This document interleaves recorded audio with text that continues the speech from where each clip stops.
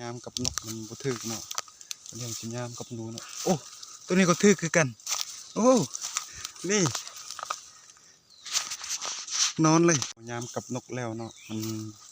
บ่ถึกเนาะมากับหนูต่อเลยเนาะโอ้ทุกคนอันนี้ก็ถึกอีกแล้วโอ้โอ้มานด้วยว่ะ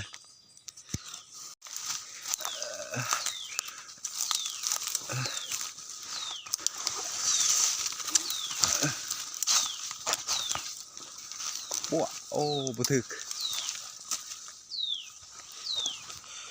ยังเหลือแต่สองลังสุดท้ายเนาะเราจะมาลุ้นกันว่าจิถึกกับบ่ถึกอะมาเลยโอ้ถึกเนาะตัวนั้นก็นี่ความหมานของเราถ่ายสุดเนาะเบิ่งว่าจิมานบ่โอ้บ่มีกับโอ้ถึกมานอีกแล้ว